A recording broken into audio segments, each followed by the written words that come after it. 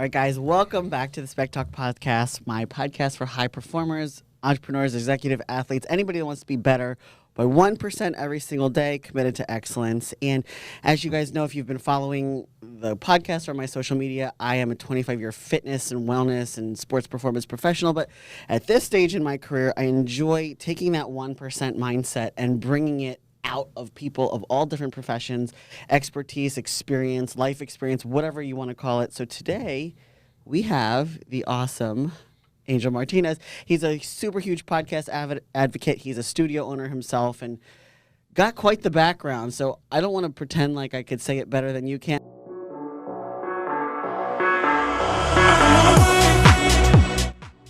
Coaster loop-de-loop today. We're going to cover a lot of topics and we're just going to let this thing rip. Yeah, I'm in for the ride. We're not going to talk about carbs. We're not going to talk about the best cardio. We're not going to talk about what is the hack for business. This is life. Yeah. And how we grow better every day. I love it. And you got a unique experience to share. Yeah. So just so everybody knows who I am, Angel Martinez. I also am known as Famous Angel.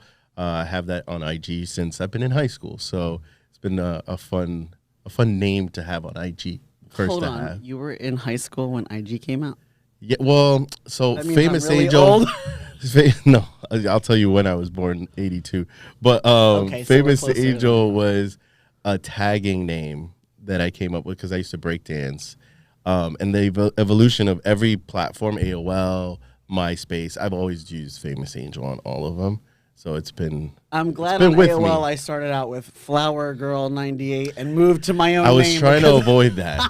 I had to change my email a few times. Thinking towards the future.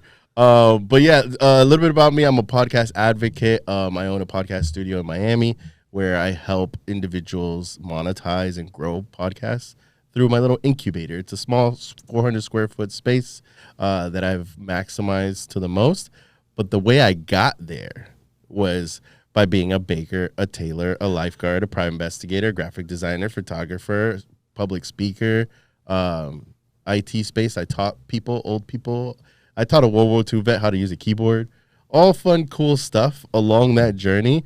But here is where I am now. This is the season I'm in right now, and I feel like it's taken me 41 years to finally see the results. Really see the results of it. And I'm excited to be on this thing with you because I feel like that 1% mentality I never embraced. I was very ambitious. So I just took on 50% of everything that I wanted to do. And if it didn't work out, I was like, screw this. I'm going to go do something else, right? So I hope I can curse on your podcast. I love curse words. Because, it's you got to be authentic. I'm sitting here and smiling and nodding and cheesing because I'm like, oh my God, that's so me. Except it was opposite in the start. I was super focused. It evolved, but everything was medical. I wanted to be an orthopedic surgeon. Then I wanted to be a physical therapist. Then I went to school for athletic training. Then I became a performance coach. And then doing that until I moved here 5 years ago. Now, I see more general population clients and medical special type clients because my background has rehab. But I had this path, and then I got into entrepreneurship. So I'm like, fuck this. I had so many different certifications and skills, but all in the same arena. And I'm like, well, what are you known for? Yeah. And you just made me feel really validated that at least I was in the same profession, but I still felt just as lost. Where does this lead me? Yeah. And now, if you said, well, if you could wave a magic wand, who would you be? I'm like, well, I would be well paid for just talking to people with a microphone. That's I'm putting that into the universe. You'll make it happen. You're going to make it happen. I feel like entrepreneurship was like a chip on my shoulder. It still is, but I feel like the chip has gotten a lot smaller because of some validation I received from my father. We're going to get into the trauma early just because I want to let you know straight up, this is the stuff I've been battling through. But imagine 8-year-old me trading little hot rod cars with the neighbors, right? And I'm always trading the old ones for the new ones. That's the early stage that entrepreneurship started. What's up? That's called the trade up game. Trade up game. So I was doing that since I was 8. And then you just see how far this stupid little seemingly unimportant object can get you to trade up. And you know what it taught me when I watched people do this and I tried it myself? Every different person is going to value something. So like if you traded a hot rod for a water bottle and then you traded the water bottle for like, I don't know, a Monopoly, and then Monopoly became, I don't know, walkie-talkies, and then every single person who traded what you had down up, that's what they were finding important to them. Wow. I swear, I had to do this as an adult, as an experiment. It's something to do. Like, just take the same thing and just see what you can trade up. Go to the store, give them a rubber band, be like, what would you trade me for this? And then work your way up. I haven't tried that in that way. Hilarious challenge. But I think that's worth trying. I've had friends that ended up with, like, LED lighting systems. Wow. Some people got, like, their bathroom remodeled, like, from a paperclip. Like, I feel like it's a slippery slope, too, because I spend some nights not sleeping and just scrolling. And I end up on Facebook Marketplace looking for free stuff. And then I'm just like, all right, so what can I do with this free sofa? That's like the Gary Vee method of like flipping I love stuff. Gary Vee. Me too. Yeah, Did you know that we spoke? We had my 3 minutes of fame with him. No way. He was at this vintage sunglass place in the Good Time Hotel when he came for Art Basel in 22. Oh, wow. And I'm on his like text message list, so I was like, oh my God, he's going to be in Miami. And here I am thinking there's going to be like massive amounts of people, and there was decent, but I got there early and I was like, that wasn't bad. And the long story short about that like 3 minutes that I spent with him, he obviously could see that I looked like built and that like I had spent significant time in the fitness industry and really was dedicated and had a lot of discipline. And he's like, if you just apply that to business, you can't lose. Yeah. And he was saying how he did the opposite, you know, like built the businesses first, and now his reason for getting into physical fitness is because he's I said, you're a long play kind of guy. He's like, yeah, I want to see how this is going to benefit me at 70. Not like what I did, which was all like go hard, kill myself, then eventually get into competing, see how much body fat I can drop and get on stage, and then now figure out business. But the foundation is similar for both. Whether you want to be excellent elite physique and like a multimillionaire, but I'm like, can I do both? It's hard. Both of them are hard. Like it's definitely hard when you're trying to kind of figure out and navigate through stuff. The way I relate to Gary Vee is that he built the Wine Library TV stuff, where he built his family business to be like $1 million business. I did that for my father, and like the studio, I never told you this when I did the presentation, but the studio is built upon my dad becoming an influencer during the pandemic. Like I helped him create his YouTube content, and we got to monetizing 5 to 10K a month, where then I took that money and built the studio. So crazy like and what was shift. Your dad's like niche or whatever you want to call it. Like, so I'll tell you, like I'll fill in the blanks to the story that like you heard. So I came to an event in Nucleus, and I shared with the audience the story of me growing from Dominican Republic, coming to New York, and the evolution of like the impact that my dad had all throughout the way, right?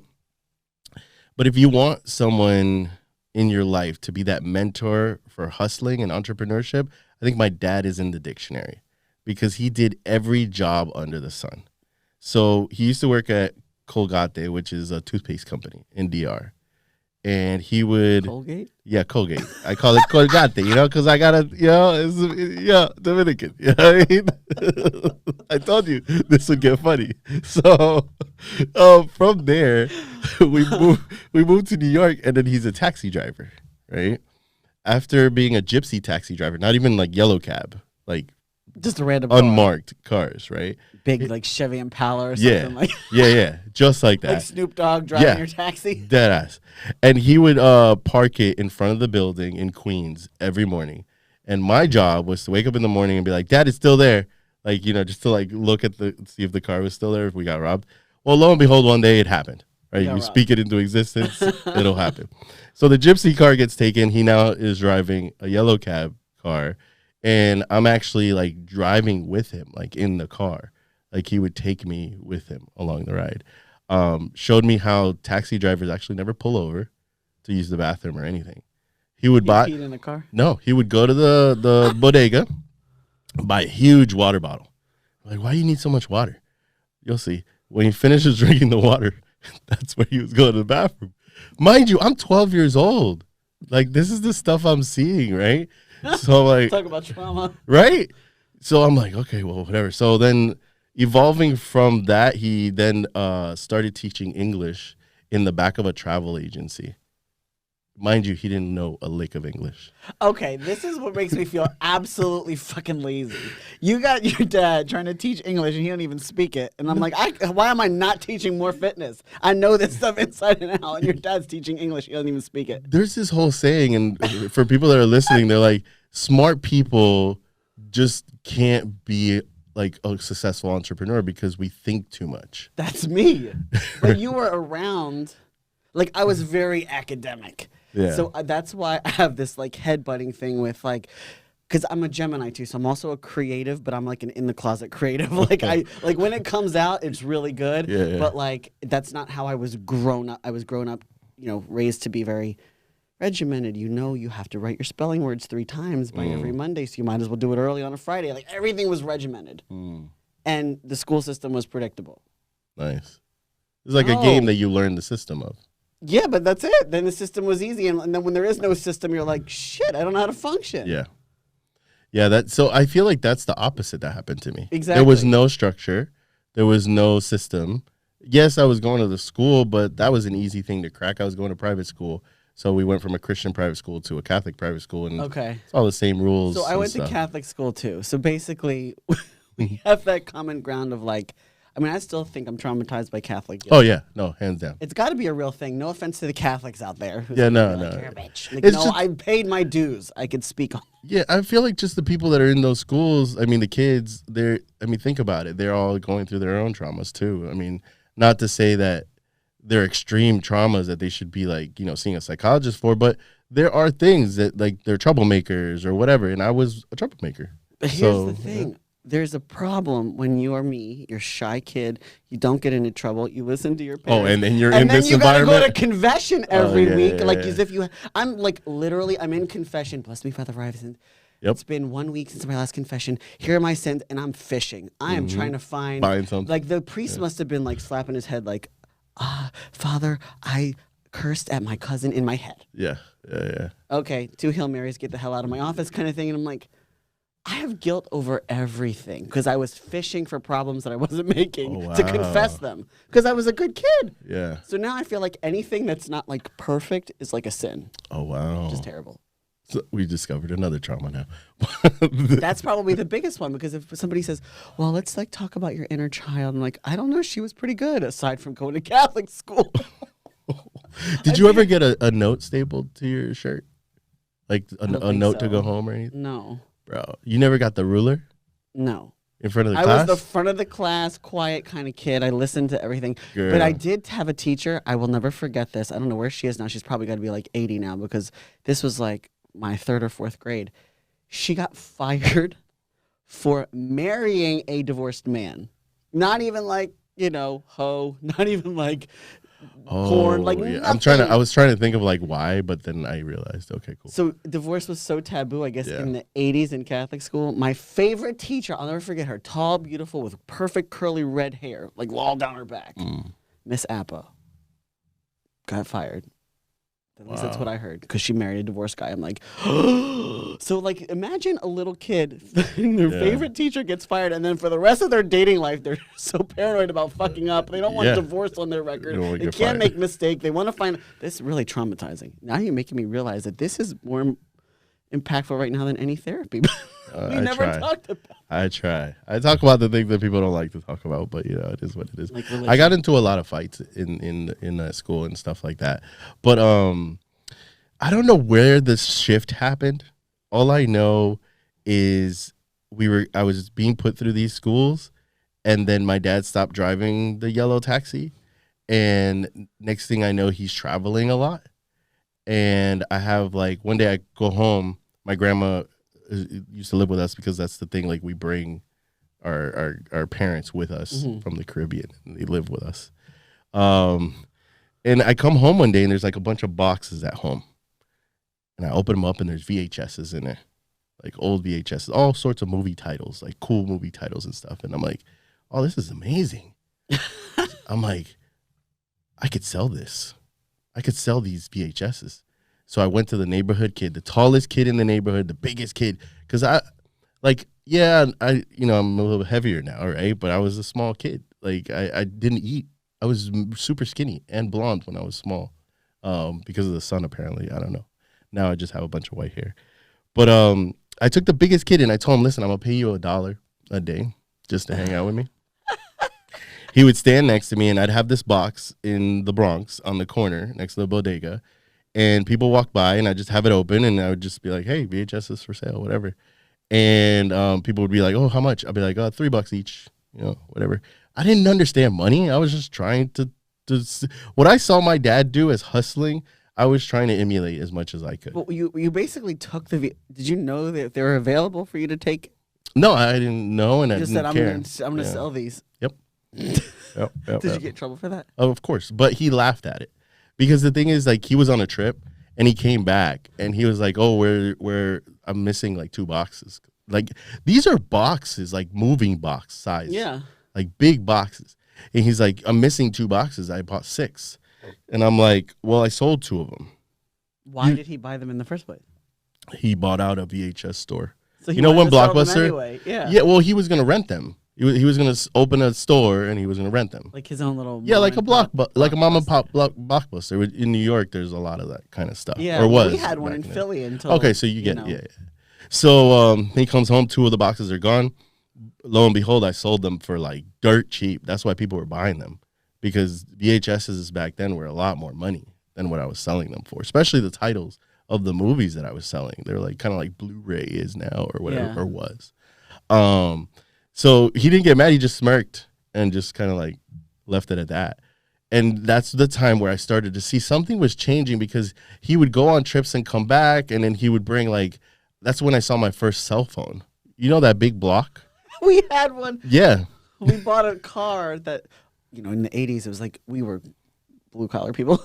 So it was like we bought a doctor's car. So the doctor had a cell phone in the car. Yeah. Massive ass thing. Yeah. And it had you could punch the key and stuff. Yeah. The same thing. And I remember going to in the neighborhood to my friends and be like, look at this thing. And we punched the numbers, and we didn't know what the hell we were doing. Meanwhile, each phone call was probably about $27. Yeah. No, hands down, I probably racked up a huge bill. But then quickly after that, I feel like we got teleported, because one day he just showed up and he's like, we're moving to Miami. And I'm like, what? And we just left New York. And did he say why? He's like, no, just trust me. He didn't tell me why. And a little bit more about the story afterwards, because I told you, the fact that I found out he was working for the government. So what happened is, when he was a yellow taxi driver, he was driving a mafia guy around, and the FBI was surveilling the guy. So what they do, if you don't know, I'm in the private investigations industry, the government agents don't directly deal with the informants. There's always a middle person. What people don't realize is that's a private investigator. They think a private investigator is always infidelity, blah, blah, blah, blah. Right. But there's so much layers to cases that we're basically what you see in Mission Impossible or, all that kind of stuff. You're the handler, the middleman between where the information is coming from and how it's getting to the government. So did you ever see that movie, The Departed? Yes. Who in those characters, right? You got the Leonardo DiCaprio, who's losing his marbles because he's living this double life. Mm-hmm. Is that the middle guy? Yeah, that's so they're playing double agent. Yep. Your dad had to play double agent. Yeah. That's why at 13. So now fast forward, we're in Florida. He's now knee deep in it. He evolved from being an informant for this mafia guy he was driving around, and now he has his own informants. So now he's a handler, right? For kilos of drugs and all stuff. Now he's working with the DEA, right? So he takes me to work with him. Oh, God. To all these places. And he just tells me at that age, he's like, listen, you can't say anything, because if you say something, they're going to know where we live, So you gotta stay quiet. And I would just go everywhere and not say anything. Oh, my gosh. It was definitely it was a cool time in my life, because I could get away with stuff because people weren't watching me.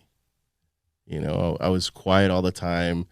We were going to different houses, and these were like super expensive houses. Now, mind you, if I'm a troublemaker, you already know what I did with the VHSs. I'm like one slippery slope step away from just like straight up like being an art thief, like just pulling up like thieving, right? So I go to these houses and I'm just like, oh, that's a cool pen, right? Oh my God. You can see where this road is leading, right? And it just He never corrected you, but like, you can't do that. he did, but I always saw the smirk. Like he was always like, it was almost like he was sneaky proud. Like he was like, he's doing stuff. You know, he's gonna eventually evolve into like, you know, some monster or whatever. That's why like in my whole life, my whole theme, all the way up until 24, was being in his shadow.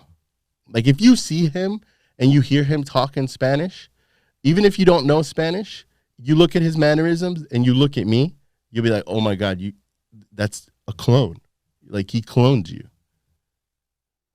So do you think, because you said something earlier, like you never really thought about this whole living in the upper 1% or striving for that, right? Mm-hmm. Do you think it's because you had a great role model in terms of achievement and like Hustle, work ethic? Yeah. Like when you hear that 1%, what does that mean to you now? Because I saw work ethic. I saw my dad get up, gone, probably like 3:30 in the morning, getting up, going to construction jobs, this, that, and the third, coming home by 4, hands, like working with his hands. And, you know, that was his pride and joy. Like the Carpenters Union magazine used to have different types of things. And I saw, he got a little upset one time because I accidentally put like a cup on top of it. And he wanted to preserve the magazine because it was all an article about the carpenter's hand. So I saw like, this is how you physically and literally and figuratively build your life. So there's not one person that, God forbid, when the time comes and my dad goes, like there's going to be a lot of people at that funeral trusting that they're still living because of the way he just worked. And people love work ethic. But I would say he was in the upper 1% of reputation because I mean, they can retire and they're not broke, but they're not rich. So they're happy and they're comfortable. But like a lot of people think, oh, upper 1% is strictly financial now. Whereas you saw it probably similarly to I saw it, hustle and like in the trenches. So like, how has that changed for you now? Because you're in a completely different place in terms of what entrepreneurship means to you and like the moves you have to make. Well, I mean, I've had to not only change that definition of like what I looked at as, do I want to strive for that 1% versus do I want to work hard? And through working hard, eventually I have faith that it will end up. Like, I'll get there. I'll land there. So as I went through that, navigating that statement that I just told you, work hard, eventually you'll get there, repeatedly hitting my head against the wall, realizing I'm working hard. This is not working out. I don't understand, right? So like all these, you know, I would have the job, quote unquote, 9 to 5, work there and be like, this is boring. Like, you guys don't do anything but clock in, clock out, like same patterns. I'm like, I can't. Like, I get anxious. Like, I need to do other things. So I would always quit a job and then go to the next one. That's why I've had all those jobs until I got a lot older and I ran my family's business. I scaled it. It was working. Everything was good, is when I discovered the missing piece. Like, the hustler and the work ethic is something that comes from generations back. The curse is that we never decided to really learn business. Entrepreneurship and business go hand in hand. Hustler and work ethic go hand in hand. I got to let that die for me to be able to get to business and entrepreneurship. Okay, so this totally parallels with what I told you before we started recording. This emotional intelligence leadership training that I'm doing, I revealed about myself that hustle work ethic thing, that's like all in the doing. And there's a phrase, even before I got into this program, my smart friends would tell me this all the time: be, do, have. You have to be your ways of being, like hone that, then you're going to do what you need to do to have what you want to have. But my upbringing in that hustle work ethic thing always put me in the do, which is kind of synonymous with you having hopped from different types of jobs or whatever until you figured out the missing piece. So would you say that like you had to go and sort of retrofit it and be something different in order to, like, what specifically, if there's anything you could really pinpoint, like what was that moment? Like what did you have to become, or what did you have to like learn to do that was not so much of the hustle doing piece? I feel like if I could paint a picture for you of what this looks like, imagine a person standing and their left leg is like anchored to the ground and they know that their right leg is moving. They're literally going in circles, right? You can't go anywhere. Yeah, you can't go anywhere. That's me. So it was doing that over and over and over. And it wasn't necessarily like, what did I learn? It was like I got better at self-analyzing. I got better at self-critiquing. I got better at giving myself feedback around the opportunities I had versus the strengths and actually knowing who I really was. Mind you, I was being taught how to play a double agent. I was being taught how to navigate this private investigations life where I would go outside into the real world, be a person, come home and be someone else. So I didn't know who I was.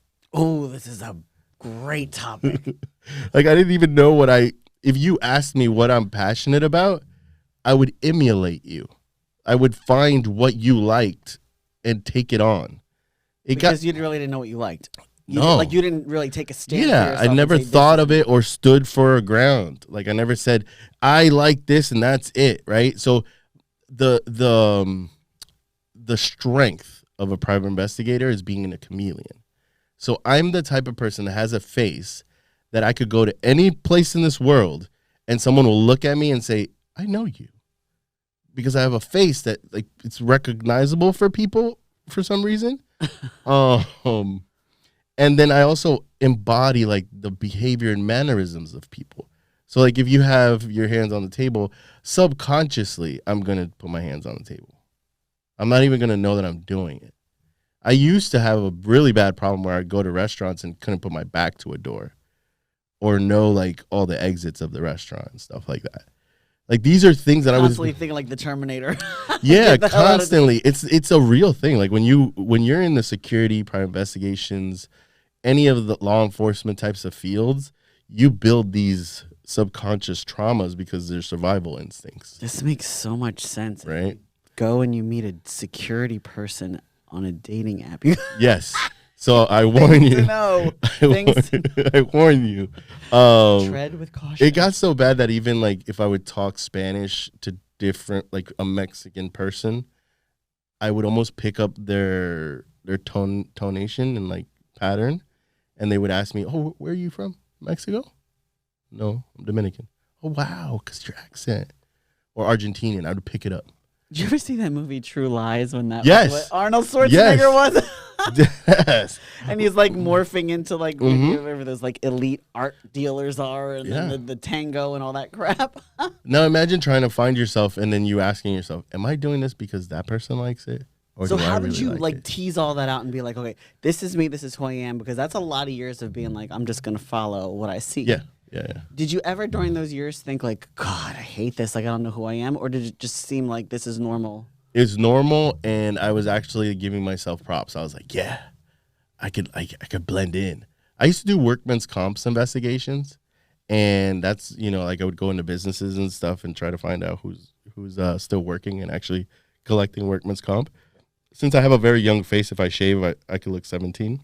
I take my hat off, I look a lot older. But the idea was that because of those traits that I have built up, I was the best person to hire as a secret shopper, the best person to have as like an undercover in a retail store. Like I've done all these jobs, right? And it's just because of this whole upbringing. Now, you're asked the question, how did I realize that was an opportunity instead of a strength? I mean, I would say 50-50 because it could still help me out today. But what happened was I put myself in a different environment. My business, my family business, was going under. I was in Orlando doing mall security. I was a mall security supervisor because I was like, okay, well, I'm going to stay in the same kind of industry, right, and still make money and go to college. I was following a girl up there, you know how it is. Follow a girl, then the rest leads. So I said, okay, you know what? I'm going to come back and I'm going to help kind of revive it.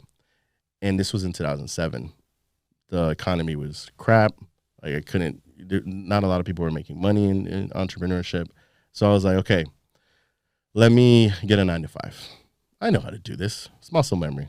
Just got to, apply somewhere and I'm good to go. Well, the place that I applied to, we're going to call it the fruit stand. I'll tell you off camera where it is, but we're going to call it the fruit stand. So I go into this environment where feedback, development, and you growing is like the importance. Like that's the focus. All the other stuff is like afterwards, right? Now, imagine putting chameleon self into this environment and people looking at you that are used to seeing authenticity now see you, they'll see right through you. Really? So it was Right that through. obvious? Yeah, because So to the layperson, you were just like charmer central. Yeah, easy. Charming everybody, and then Easy. these people are like, you can't fool me. Like, bro, like, no. What is that? Right? So I get called out. Oh, no. And when I get called out on it, I'm like, what do you mean? This is a true story. Someone told me I was being contrived. I forgot the full word. Conniving, maybe. I don't know. Where you're sort of manipulating people. Yeah, something like that. And like English was not my first language. Like was. So even though like I don't have the accent. So I go look up this word and it's like that. It's like I'm manipulating or I have ulterior motives and stuff. Like, I'm not that. Like, imagine someone telling you something, like, this is who you are, and you're like, no, I'm not. What do you mean? And at this point, you thought you were pretty self-aware. Yeah. Ah. Little did I know. So how did that impact, like, your relationships and other ventures and things? Dude, I had to reset everything. Like, I had to really look back at my childhood and be like, what did I enjoy as a child? Into the juice. Yeah, like, what did I really enjoy? I think, you know what? I always consume content. So I recently consumed something about Virgil Abloh in his book. He says there's a passage in his book. I'll tell you the book after. I got to look it up on my phone. But he says, I wish I can go back to my 17-year-old self because that self was not aware of all these other external things that made me like be who I am. I was at the most authentic as a child, right? So I didn't know that, like I hadn't been exposed to that, but I thought to myself, okay, well, let me go back to the point where I was a child. What did I enjoy doing? It's pretty self-aware for you to even ask that because a lot of people nowadays, the word is, who's your inner child and what happened to you? And like, who the hell is that? Yeah. So it's nice that you discovered that on your own to be like, well, where did this come from? Mm-hmm. Mm-hmm. And when I went down that journey, I started to realize, like, as a kid, I wanted to be a detective. I wanted to be a cop. That's why I decided to go through the private investigation stuff. But what else did I want to do? Well, I like to take photos. I like to see the expressions of people after I took a photo. If you look at all my family photos growing up, I'm never in them. Like, you see everyone else, but you don't see me because I'm the one taking it. Yeah. So I realized, I was like, damn, I really love photography. And it wasn't the sense of taking like the camera and the techie stuff, because there's two types of photographers. There's like techie photographers. And then I just use that as a tool to meet the person. Like, I love this. I love uncovering who you are. Yeah. Really who you are. Because everybody has layers. Do you know that when you ask someone a question, like even now, I'm going to give you a surface layer, even though I don't want to. I want to give you more. But in order for me to give you more, you have to be vulnerable, and then I'll reciprocate. You know, I told you before we started that there's always a parallel to fitness and what I do as a coach. And this is literally like exactly the process. I think Barry said, like, when he would take on clients, sometimes it's like, oh, I'm like a psychotherapist. And like that's ultimately when you peel back these layers of the onion, then I find out, oh, that's why you want to lose 15 pounds. Yep. And it's usually has nothing to do, and where I was like, I don't want to say struggling because I'm aware of it now, but where I'm continually frustrated is like people don't see this deep dive as valuable because they're taught, oh, this is just a meal plan. Well, if it's just a meal plan, you could Google that shit, get it for free, and do it, and you won't need me. But you're here on the phone with me for a reason. And until, and it's exactly to your point, until I was willing to be comfortable getting vulnerable, because I realized until I started talking about my own shit, I didn't want to ask the questions. Well, tell me more about that. Because I felt like it was invasive to ask you more questions about why you want to lose 15 pounds or whatever the hell the person wanted. And then one day I got so frustrated. Side note, I got so frustrated because I wasn't closing this lady. And I knew it wasn't going to happen. And her objection was I had to talk to my husband. I said, well, wait a minute. I was like, you're probably never going to talk to this lady, so just fucking go for broke. And I said, your husband, you have to ask him, right? She just says, yeah. I'm like, okay, so maybe you're not working, whatever the situation is. So he's the breadwinner. Okay, got it. Like, did you ever share with your husband that you don't like the way you look naked? And you told me that. Because I went there, I was like, does your husband expect you to have sex with him?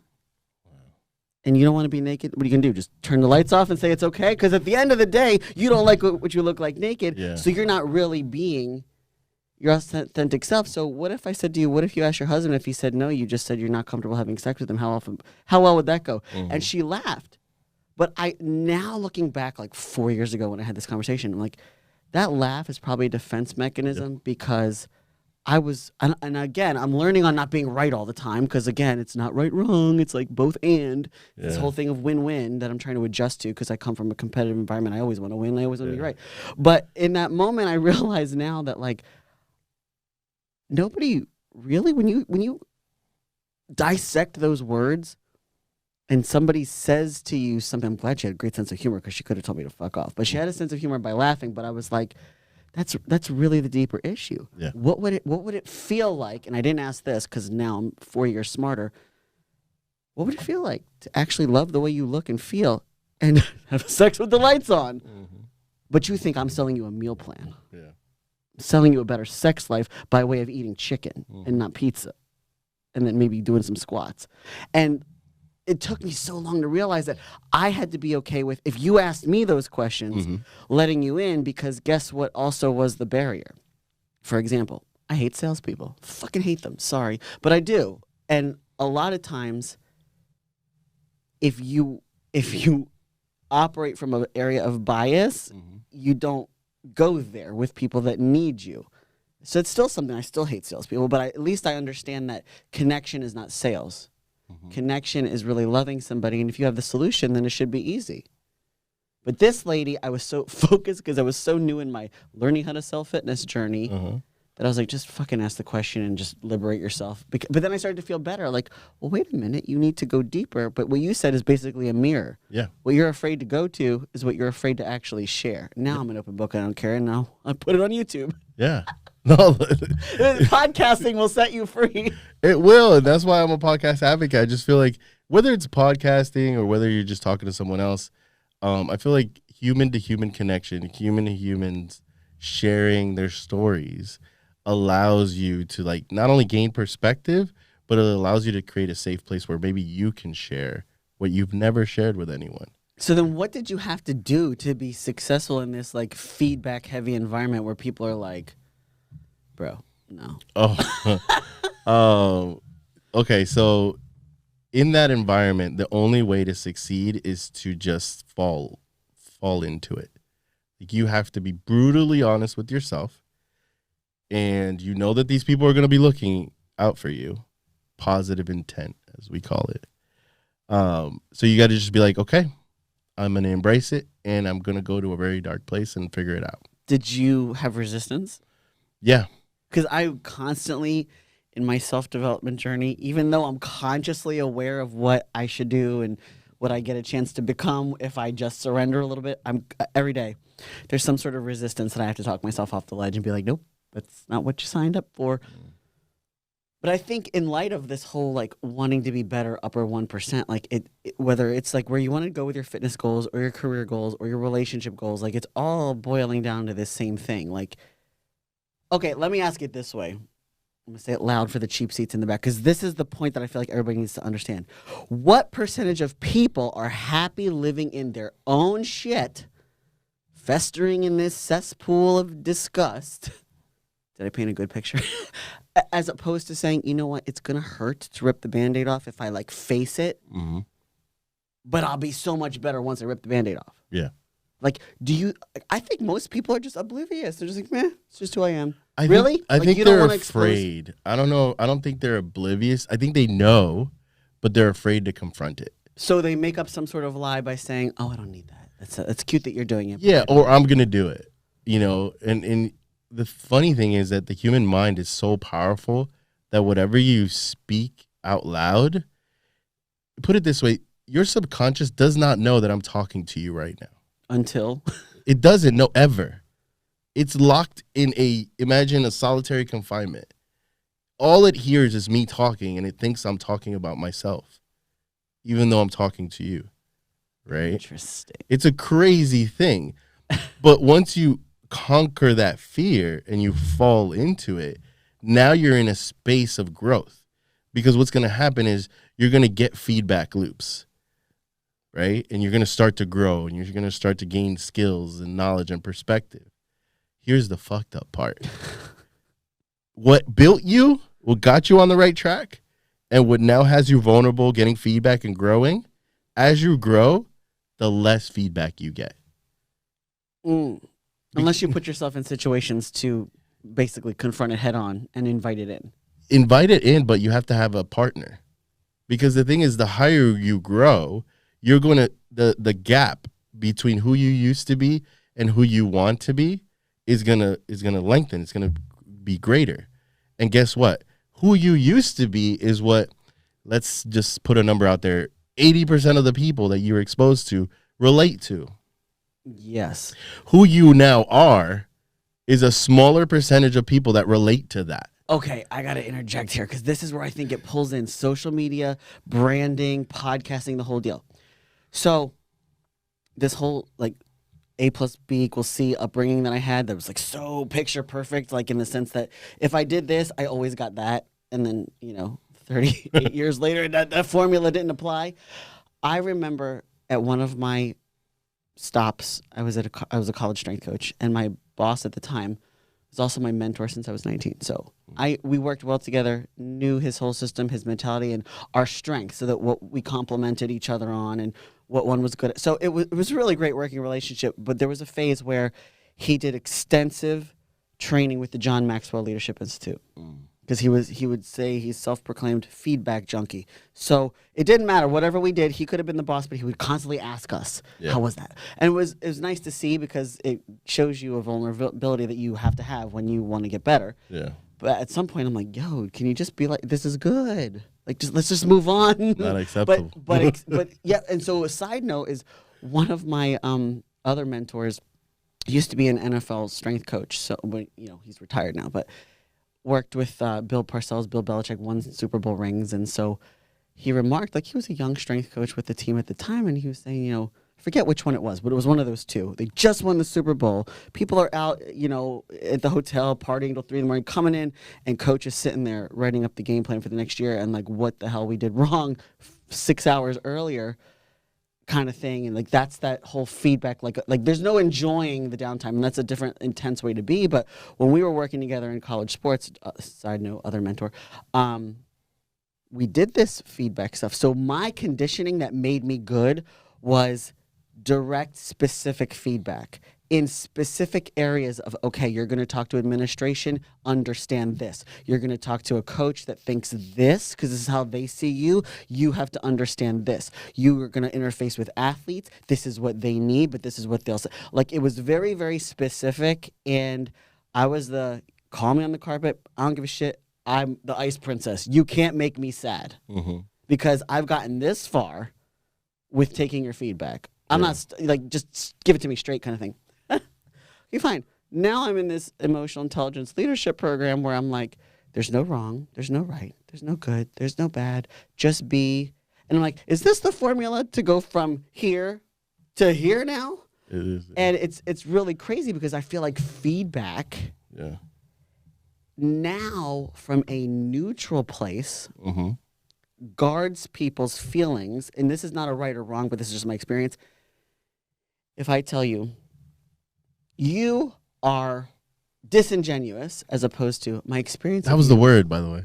There you go. That was the word too. It's instead of saying you are, saying, look, my experience of how you're being right now is this. It implies that that's not really you at your core, but that's the way the shit that you've come about with your childhood is now like how you're shaping the way you're being. So now I'm like, instead of someone giving it to me straight, like that's the wrong thing to say, there's no right or wrong. Yeah. It's just my perception. Yeah. And I'm like, it's adjusting to feedback for me as an adult as opposed to an underling or an assistant in a major program. Is like, oh, I got to adjust to feedback, which it's all a net positive in the end, but that adjustment had to like slap you in the face too, and then you just kind of look at it like, okay, there's that hump. I have resistance going over the hump, but like, okay, when I master this, I'll be better because I'll master the downhill, and then you're gonna hit another hump, and that's kind of where I am. I'm riding the humps right now of personal development because it's unlearning some of that stuff. Yeah. Kind of like you alluded to. Yeah. Definitely a lot of unlearning for the things that you think are going to work and just embracing the feedback that you're getting. Is all feedback correct? Like, is all feedback, the thing that you should heed? I don't know. No, because this is another sentiment. Oh, well, if it doesn't land with you, it's possibly not true. So wait a minute. Now I'm getting feedback that if I say, oh, that's not me, I could just trust that I'm right. Yeah. So it's a very interesting dynamic when you have like the calling on the carpet, direct, and the perception-based feedback. Yeah. Well, now try this. Let's take it up a notch. So you have, mind you, just to fill in that blank on that last question, like what did I have to do in that environment? Oh, yeah. I did specific things similar to this one thing, so I'm just going to tell you this one thing, and then we'll move on from it. But I got a partner, a mentor, and I said, listen, every morning I'm going to do a presentation. My focus was presenting and communicating authentically. I was like, I want to do that. I thought I was good at it. Obviously, I'm not, because people are telling me that I'm disingenuous or whatever. So let me figure this out. So I get a partner and I say, listen, I need you to be my witness. I need you to watch me and negotiate with me what I'm going to say, present the information, watch me deliver it. Then right afterwards, literally right afterwards, like the coach was watching the reel, I wanted you to tell me, what did I do good? What did I do bad? Like, just tell me straight up. I'm not going to tell you why. I just want you to tell me, right? 6 months of that. And then I repeated those exercises for 15 years. That's what got me to be this good at like talking and stuff. I did it every day, 8 hours a day, 1 hour every time. Different people. I've probably met 1 million plus people in that time frame just because of the environment I was in. There was always someone new. Different age groups too. So it was really, it was putting me on my game, right? But if you want to elevate that, find a way to separate yourself from your ego. Oh my God! Gonna be, are you in my head? It's gonna be. I told you it was a trip. Buckle up when you're talking with me, because we're gonna get there. It took me a little bit to get to this point, so now we're gonna go deeper. I would say any athlete or entrepreneur needs to manage that if they want to be in the upper 1%. They might argue with me because I just saw this video clip on Twitter of Kevin Durant getting heckled by Dallas fans that somehow bought courtside seats, even though they looked kind of trailer. But did you see that one? Saw it. And Kevin Durant was just like, why would you entertain that? But like, that had to be ego. So what? This trailer park looking lady calls you a bitch. Yep. Like, just keep going. But then the trolls in the comment section were hilarious, and I'm like, that's got to be ego. Yeah, it is. And then I'm like, Christina, what would you do if you were him? I don't know. My fighter would be like, listen, you want one less tooth? And then the other part of me would be like, well, you know what? I guess they're supposed to do that. They're here for the other team. Just go be great or make another shoe or something. And that's what happens when you start to understand people, right? You understand like other people's like intentions and maybe where their background, what caused them to do whatever it is, right? So as you're separating yourself from the ego, Now you get to look at yourself from the outside. If you can become your own feedback loop, imagine you watch these videos or you do something, an activity, presenting, or whatever it is you want to focus on. And then you watch that video and you say, I am not going to give feedback like if I'm that person. I'm going to give feedback like if I am an audience member watching this person. We're going to have to do a little example because I feel like this is what would make me a better coach. Like, yeah, podcasting is like a passion right now. Yeah. It's obviously not like on the level of Joe Rogan yet, but this is an opportunity. But coaching is like what I've done forever. But I feel like as I evolve and grow, I can service them to a higher level because I'm a better person. And not just person, but the skills to extract more out of them. So instead of like what some people have done to me, and again, I hold on to the negative as fuel to never be that way. So if I had an experience that was one-word text messages every Monday, increase my cardio, change my carbs to be lower, and then laugh at me when I feel like shit, that's not coaching. That's just manipulating numbers, and I'm a human. Yeah. I vow to never do that because I was pretty much a robot at that time. But now if I can ask better questions, be a human and say, look, here's the deal. Like straight up, here's the deal. There is this GPS route that, yeah, you could do it. You can look completely different in 12 to 16 weeks. But this is possibly not conducive to your lifestyle. So let's find out why, when we know this is the route that you wanted to commit to, why did you have pizza, beer, wings, and ice cream sandwiches or whatever their vice is? Not saying that's bad or good, but let me ask you questions around what led up to that because now you're learning habits. Yeah. And that was a much more intelligent place to coach from than, well, how bad do you want it? You didn't eat the fucking meal plan. Yeah. And so this is the kind of like the evolution of why I want to separate my ego so much because it comes back. And I even told a coach I worked with last year, I was like, here's what's going to happen. You're going to coach me and I'm going to do the diet and I'm going to get lean. I'm going to turn into an asshole. Yeah. Because my ego is going to be like, well, if anybody talks to me, they don't know what I'm doing. You don't know how many hours this is. Don't talk to me about how good I look. Just get on a trip. Like, I didn't want that ego to come out when I had success because there's a way to have success and not be Kevin Durant in that situation. Yeah. So, like, how would you, like, give or role play an example about how to separate the ego? I mean, in your scenario, I would Any scenario, definitely like film yourself coaching. Watch myself and see if I could stand it. Yeah. But not only that, but watch it with different focuses. So, was I able to connect with the client? Was I able to find out the motivators? Did I get buy-in for this strategy that I told them about? Ask yourself those questions like if you were your client. This gives a lot more of the how behind, well, you should be a better listener, which is a blanket statement. Yeah, it's very blanket. Or you should cut all your distractions before you get on a call. Well, yeah, because if you're texting and you're watching Instagram and you're doing all these things while the client's talking, then obviously you're not present. But it gives like the how of a metric, so to speak, what you can look at. That I would venture to say that, and this is another beef I have with the fitness industry, there's too many people with too much volume and not enough quality. So the people with volume that are cheap, they're people either get results or they don't. But the reason why they're getting results is because they're self-motivated. They just wanted a so-called plan for $29 or whatever the hell it is, as opposed to, well, there's people that have purchased this many times over, but they're still in the same spot. That's a candidate for a coach. Yeah. But if you think coaching is just giving someone a plan without doing this, then I just feel like the whole industry is doing a disservice to people like me who want to provide more. Yeah. So now, as I'm thinking about what direction do I want to go, and I want to go in this direction, and I need this in order to bridge the gap. Like, I started realizing the other day, and this is like positive ego. I'm like, you need to capitalize on the fact that you are different, and it's uncomfortable to be different because the rest of that high percentage, whatever it was, 80 or whatever percent of people, they don't get it yet. And that's when you said that separation, you're not going to be able to relate to people.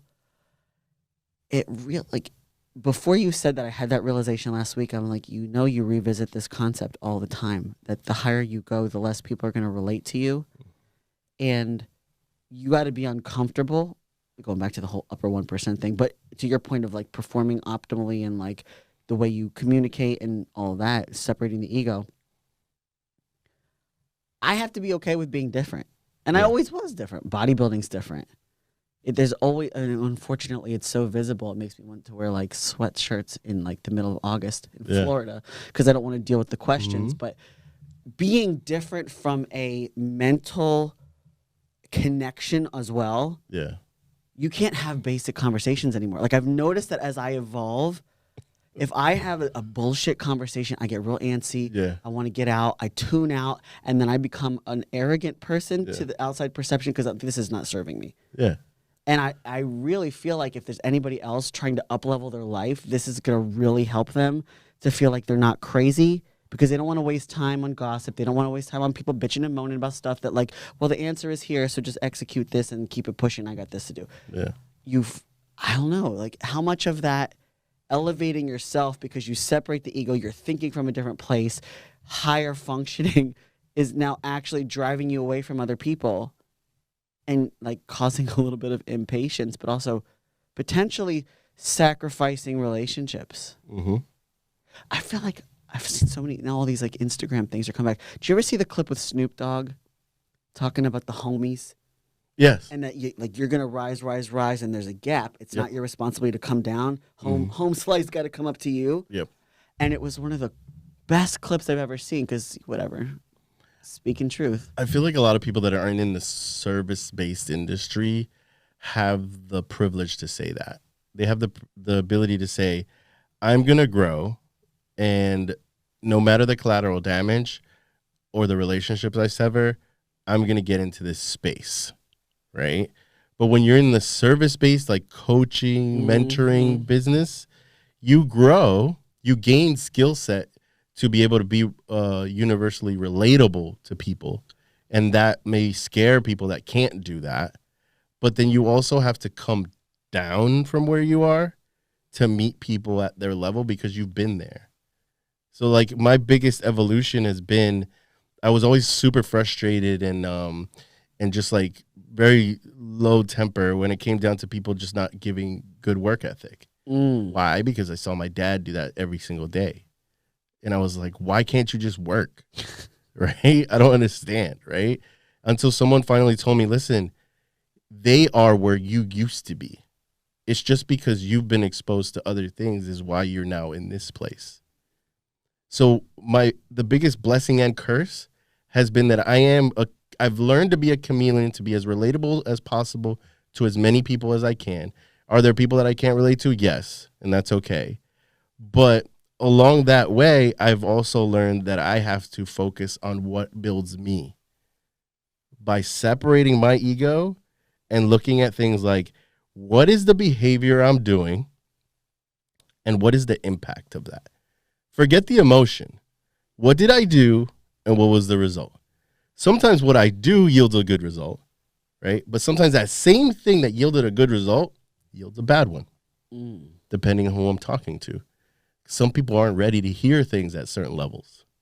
So as a coach, you're dealing with being patient that this person is going to eventually understand how to hold themselves accountable where they don't need you anymore. Right. But in reality, because they're unwilling to go through that self-accountability, they need you to hold them accountable. And it's almost like you have to be stern and that ego. That'll make you a more successful coach because you're pushing people past their boundaries. You know what rings a bell for me is the phrase, like, it's not about you. So, for example, like, if I come from a place of meeting them where they're at, this is the biggest mistake I made in either content creation or lack thereof years ago.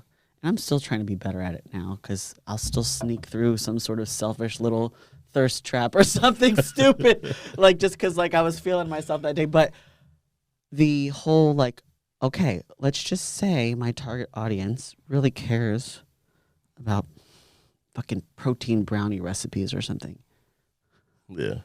I'm so far beyond that. Like, I want to talk to you about your gut health. Yeah. Forget the protein brownie recipes. Just eat the chicken. But that's not what they want.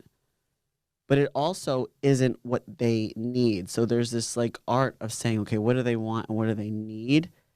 And I remember, and I had this discussion this morning with a colleague. I was like, I gave such and such client what he needed because he didn't know what he wanted, but he went with somebody else because she gave him exactly what he wanted. Yeah. And I'm like, how the hell? She goes, and this is another thing with service providing, I guess, just know who your people are. Because I'm not mad that when somebody gets what they want, I don't give a crap because I would do the same thing as a client or customer. But when you feel like you're trying to give to an audience, but what you need to give them that they want is so far below. Like I've had friends in digital marketing tell me, what's wrong with you? Yeah. You're the lowest hanging fruit sometimes. Yeah. You forgot half of the shit that most of these 21-year-olds know. Like, just keep it simple. I'm like, I can't keep it simple. I don't think like that anymore. Yeah. Butter is not a carb. We are beyond this. Yeah. Like, I don't need to tell you that butter's not a carb. Can we like do something more intelligent? And he's like, doesn't matter. He's like, you want to turn people into superheroes and get them shredded. These fat ladies just want their bat wings to take it away. Yeah. And I'm like, that's easy. She's like, not to them. Tell them how to get rid of their bat wings. I'm like, fuck. It's the same thing. He's like, just put the same thing and put the bat wings on there. So I made an ebook that I never sold about how to get rid of your bat wings. Well, I mean, I think you're. I want to see that ebook. But I think your intention was correct. Like you were trying to apply tried and true business practices to being able to grow your business, right? I think Pablo Picasso said this. We go through life finding what we're good at just to find our purpose and give it away. Like it's the gift you have is not showing me about a protein bar. It's not getting rid of the bat wings or whatever. The gift you have is, I don't know it, but I'm assuming it's playing at a very high level in the coaching space. I assume that you have a gift of going through this journey and you've gotten out to this level that you want other people that are near that level so that you could continue to build. Which is a much smaller pool of people because when you look at even some of the best coaches that I've either worked with personally or, you know, are staples in this industry of more of a niche market, they will say that elite competitor clientele is a very small percentage of who they actually work with. But because and there are people who are disingenuous and there are people who are ethical. The disingenuous person will take their top most genetically gifted people, post them on social media somewhere, talk about, oh, this person does no cardio and eats 4,000 calories a day. And then the layperson thinks, I want him to do that to me. When really he's like, that's not what I do because everybody's body and their gut functioning and everything is different. Yeah. However, no offense to the general population on social media, but they're pretty fucking stupid. Yeah. So they're and this is another struggle ahead. Everybody is so visually driven that it's always a 12-week fix. It's not a 12-week fix because you got stress out the wazoo. You got 4 kids and 17 dogs. Your husband or your wife is driving you crazy. You hate your job. You don't sleep. You drink 17 cups of coffee a day. Your cortisol is out of whack. Your digestion's not happening because you only shit once a week. Like, there's all these other factors. Yeah. And then you want to blame PCOS. Well, crap. You're eating cookies all day because your kids are driving you nuts and all you buy is Hostess or peanut butter or something. Like, there's so many factors. And then I'm like, I get this, but you want me to sell you a fucking meal plan? Like, even that is specific. So I think the whole culture of finding the most honest people who will tell you, I'm sorry, but this is a lot deeper than you think. You have to be ready to go all in. This is what I actually do. But yeah, I also work with these elite people, but you're not even close, and that's fine. Yeah. And most people will see those elite people and just want to watch. Yeah. Because I've had people say to me, oh, I don't want to look like you. Yeah. I'm like, honey, this is years in the making. You can't just slip and fall on a protein shake and look like me. Yeah. Like, it doesn't happen. But the education and the delivery of that to be consumer friendly and inviting is, I think, where I've completely missed the mark, if I'm being humble and transparent, on certain instances. Yeah. Well, I mean, it's the ego. Yeah. I don't want to remember sitting with me and I ask questions that we may get deep, right? I don't want to change your brand or anything or change your focus. No, but I think it's feedback. But experience of you. I do want to ask this question because I feel like I'm going through it too, or I'm evolving from it. the typical business practice is like more clients, more money, right? How much am I selling my services to? And then just increase the quantity, right? Or I can have less clients, more quality, and charge more. And more life satisfaction. Right? What do I choose? Quantity versus quality. Right. It's a constant struggle, especially in business. But I feel like if you get authentic, you're going to experience a lot of suck along the way. Yeah. Meaning you're not going to make the money you want to be making right away. But I feel like once you get to your authentic self and you're actually expressing what you really want to be doing and attracting, all of a sudden that small percentage of elite people are going to seek you out. Yes. Because of the fact that you are now alienating 80% of the consumer base.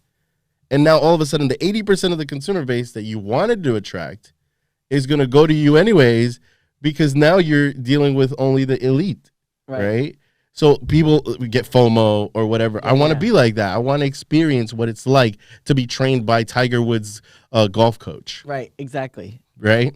Even though you're like, I'm never going to get close to what Tiger Woods would go to the range and hit like 100-something balls, a chip and putt, like 30 putts, all this crazy stuff. I go golfing every Sunday, and I don't go to the range one day. I used to go every single day and hit 100 balls a day. And it was making my golf game horrible. And then all of a sudden I let go. And I said, you know what? That's not the type of golfer I am. I'm just going to sit here and just going to chill, work all week, do all my hustle. Sunday is like, it's like church to me. 7 a.m. tee time, let's go. 85% of golfers don't go below 100 score. It took me 4 18-hole course games to get to a 94. And that's like your consistent handicap or whatever they call it. Well, I don't even know what the handicap is because I'm so new to this thing. I haven't done the math. But I know that I range anywhere between 87 and 94 recently. But I say that because I am that 80% of the consumer that was looking to be coached by the Tiger Woods coach. And I was watching the videos and seeing how Tiger Woods practiced and all that kind of stuff. And it didn't apply to you. When it doesn't apply to me, right? I think John Daly's a golfer where he gets on the course, he drinks a Miller Lite, smokes a cigarette, and says, "Hey, what's the score? We're gonna play today." And he's a pro golfer. So it's like everyone is different. Yeah. The thing is that in a service-based industry, we want to apply to everyone. That's the biggest ethical battle that I've had. Which, if someone said to me, "What is the number one bottleneck in your business?" It's not a fucking sales funnel. I don't give a crap. I don't need a sales funnel. I mean, it would be helpful to have some automated shit. Yeah, it'd be nice. But you really don't need that if your messaging is clear. Mm-hmm. And it's exactly what you said. Like, just, the brand is authentic, right? Like, I'm not going to tell you that you're going to drink some fit tea and then drop like 40 pounds. Yeah, no, Herbalife shit, right? I'm not going to ever tell anybody that because we know what it truly comes down to. And we also know that most people would rather do the quick fix for $400 and have it. I had a client tell me, if I could spend $10,000 and make it all go away, I'm like, okay, so instead of changing the root of the problem, you'd rather give me 10 grand to like snap my fingers like I'm a genie. Well, what they're really telling you is that I want to pay you 10 grand to do the things that I don't want to hold myself accountable to. Which unfortunately it doesn't work that way. But that's what I want to do. But you know what's really interesting about that one client? That person, we did a full 12 weeks of nutrition, kind of even ended it early because he's like, oh, fuck this. And I'm like, well, wait a minute. We had a great 10 days and you thought I was doing some crazy voodoo magic. Yeah. I'm like, what happened on day 11? I don't know. And just started freaking out. And I'm like, okay. Fast forward a whole year, talk again. He's like, I figured it out. I'm like, what do you mean? Literally, and this goes to show you where people are in their journey, did the same stuff that I did when I was a teenager. I'm like, wait a minute, hold on. You are running a huge business, super busy with all of your content creation, your the people that you work with, the staff that you have, the company you run, but you want to go and calculate macros by yourself? Like, that's what you paid me to do. And then you paid me to, I said, look, I'll come over and bring the food to you. You're right down the street. Like, order it from Whole Foods. I'll go get it. Like, all you need to do is let me do the heavy lifting of the menial shit that you, at your level of your expertise, don't have to worry about. It was the journey. Yeah. And that's how I could say, like, from teenage years, I've been experimenting with this stuff, which made it very organic over the last 24, 5 years, whatever it's been, because I went through those steps organically. But unfortunately, if you're 40-something years old, you've got anything from hormonal, testosterone, diabetes, all this other shit, you kind of need to fast track it a little bit and not say, well, I'm going to go on the journey by myself. And that's what I needed. So, okay. Valuable lesson. You got to really sift out who's ready. Yeah. But also about learning styles. Yeah. If you need to fall and trip and realize, oh shit, my shoe's untied, or whatever the case is, you learn to tie your shoes, now you're not going to trip. It's kind of like, okay, how do I take this learning lesson and be like, all right, it's totally not my fault. And he validated me. So I'm not trying to be right in the situation, but I am trying to realize, like, I'm good at what I do. Yeah. You just resisted from day 11 all the way to the rest of the 3 months that we were working together. It's a mirror for even myself with certain things. Well, I mean, you could look back and say, in the beginning of this journey when you hired me, what did I do to get you to do this for 11 days? What was my behavior, right? Were you checking in? Were you calling? Were you communicating more? Were you, whatever it was? Because those things are repeatable behaviors, right, that you can do again. And then hopefully repeat with someone else and you'll get the same success. The missing puzzle piece is that the learn that you got from this guy dropping off after 11 days, right? And then all of a sudden, a year later, doing it on his own. Now you take that learn and you tell it as a story to your next potential client that may be similar to this person. And now you've curbed an entire year of learning because you shared that perspective. And now you're like, you're now that's how you meet them at their level because you have all these stories, right? You already went through the journey. You're at the peak. You're at the top. But in order for you to become more relatable, you have to hear and listen to what your clients are going through. I feel like basically what you're saying of sorts is like it's not good enough to just be. Like I can look at an icon in the fitness industry. I could buy their program for $7. I can execute it because fitness and wellness is my background and I already know what works for me in terms of eating. It's been years of doing this. Yeah. But the average person who gets lured by a $7 or a $19 price tag with no sort of experience whatsoever, those are the people that they should be afraid of getting hurt, not efficiently or effectively doing it for results, not knowing how to interpret the ebook of what a macro is. Is butter a carb kind of thing, or even my favorite, I'm going to bash them. This is what I do. The keto people. Oh. You know how many Facebook groups I went in for market research to understand how keto people think? Yeah. And reading all these fucking posts that say, oh my God, I've been doing keto all week and I gained all this weight and this sucks. Yeah. To come to find out they didn't even do it the right way. Because I don't care who you are, whether you're trying to do keto or not. If you drop carbs, you will lose weight. It's water, carbohydrate. It's math. And I'm looking at it and I'm like, I am up against human psychology and human behavior. I am not up against the scientific strategy. I could bash keto or veganism all I want because I'm a meat eater and it doesn't matter. No one's wrong or right. It's the concept of no matter what strategy, people will only do what they believe in, and studying their behavior and their choices is the limiting factor. Yeah. So now I'm like, fuck, I should have gotten my master's in psychology because this shit's crazy. Yeah. But who's to say that you don't already have one? Like, how many years have you been doing this? 25. Okay. Well, June it'll be 25. Go to any university and tell them you've been doing this for 25 years. See how many college credits they give you. Right?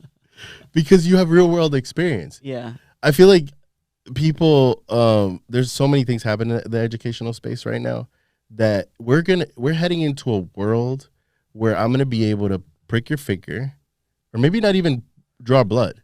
I could probably just wave a electronic device in front of you, and it'll tell me specifically how your body composition and DNA is gonna react to whatever It exists. I'm sure. One of my clients did this. She held something with her holistic health practitioner. It showed like foods and stuff she was allergic to, which it made sense because her symptoms when she would actually eat those foods, like potatoes, for example, made sense. Shows up, ding, ding, ding, potatoes and other stuff, honey, whatever. And then she held or put on some other area of this machine the probiotics that were recommended. And then the difference of the foods that were non-responsive were, okay, this is where you need to heal your gut with the probiotic. And the foods that continue to be responsive are the dead ringer. You are absolutely allergic to this. There was no blood work. So I'm like, yo, go to this lady. I just messaged her yesterday. I was like, go to this lady. I want the name of the technology. I want to see if it's worldwide. I want to do this for myself to see. Because I don't have food allergies, like where I'm going to like die from eating shrimp or something like that. I don't have anything like that. But I think to test that kind of technology would be cool. But this is where we've evolved to. Yeah. I mean, I think we already naturally were there. Imagine you spent 25 years in this industry. You've met a lot of different people, different backgrounds. You've coached, right? So it's like you could probably meet someone and place them in a category of where they belong, right? It's not that whatever category you put them in is going to be 100% successful, but you know that that'll be a good starting point. And then from there, you're going to pivot and evolve your plan. There's a caveat to that, though. Tell me. Because if you are a little bit more holistic of a coach, that's pretty much under, in my opinion, the umbrella of habits-based. So you can work with these 3 tiers of people that I'll tell you what they are in my mind. But then if you, from a business, social media, branding, whatever perspective, you have to have one message so people know what the hell you do. Which was what I struggled with, because I'm like, because one of my business coaches was like, well, can't help everybody. What do you want to be, a whore trainer? Like, you have to narrow it down. You can't just be like, yes, anybody. So in the essence of, say, habits-based, I just call it level 1, 2, and 3, right? And I try to be as super simplistic how I describe this, because there's people that will get this. Level 1 is realizing, like, food, like orange, carrots, and Cheetos are not the same from a nutritional perspective. So level 1 people just have to make better choices. It's most practical and easiest for them to say, what is better than what I was doing? Okay. So it's not demonizing food. It's not counting calories. It's not hitting macros. It's being aware of their habits. Maybe it's picking up on trends of like why you eat certain things. Maybe it's you're coming from stress. But level 1 is super basic knowledge. Maybe you use your plate as a guideline and you have like half of it's protein and the other half, you try to like do general portions of things, but you don't get into the weeds. Whereas level 2 is like, you know what? You did that. Now you want to go into the macros thing. You want to try to hit a protein goal with numbers. You want to track your food. You want to start cooking things a little better. So instead of saying, you know what, I'll go to Chick-fil-A, but I'm going to get the grilled instead of the fried. That's like level 1. Simple changes. And they'll probably see results. Yeah. Whereas level 2, now like, well, I want to factor Chick-fil-A into my macros so that I don't overeat on fat and carbs and other meals of the day. And then they start learning what's absolutely not fucking possible, because some food is way too calorie dense than others. Yeah. So then they start getting a little bit more detailed. And then level 3 is what I do as a bodybuilder. It's very finite amount of time with the strictest approach possible that you're not meant to stay in for a long time. And then you have to reverse out of that to be semi-normal. But my normal would be somewhere between 2 and 3, because I'm focused on highest quality foods, best macro breakdown, best compilation of those types of foods from single food sources all the time, except for when I'm eating cookies. But for the most part, those are the 3 levels. Just got to figure out that Cheetos and carrots aren't the same thing. Then maybe you're calculating macros, you're pretty cognizant of portions, and then there's super strict, I got to do this for 20 weeks to meet a goal, and then I get out of it. Yeah. I feel like those 3 levels have such big jumping points between each other. Because, someone that is doing correct nutritional decisions may not be doing good exercise decisions or social decisions, right? Right. You got a social. That's eat. the habits approach, right? Like, okay, do you care? Perfect example, same guy. Yeah. Oh, you're gonna love this, and I love him. I love you, but this was a real life situation. I have a meal prep company. Shout out to Prime Meals, who I work with my clients in person who want to go that route because they're too busy. Whatever. It's over to all of South Florida. So I hooked them up with my clients, and I said, look, 2 ways. You can choose meals from here, and I'll give you the macronutrient breakdown. You just find the meals that fit, or we go custom, which is a service provided specifically for clients. Like me. Like I'm a client coach. Yeah. So I work directly with them to give them the client's meal plan. So if I say, you specifically for your size and your goals, you need 8 ounces of chicken with this much veggie and this much carbs, and maybe this meal doesn't, I will make it custom. So there's 2 services that they provide. So it's pretty much like 99% organic, right? Everything's like from, not this US-based nasty farm. Like they're getting like their meats from Australia. There's a lot of bad stuff here in the US. So the one client was like, oh, it's only 99% organic. I'm like, that's a sticking point for you? 99%. I was like, and I went there because we're this close. I was like, are those Ritz crackers that you binged on organic? When you go out and you spent $1,200 at the bar tab, is that organic? Yeah. Is the shit in your freezer that's fake meat and frozen, made from 17 different sources of God knows what, is that organic? Yeah.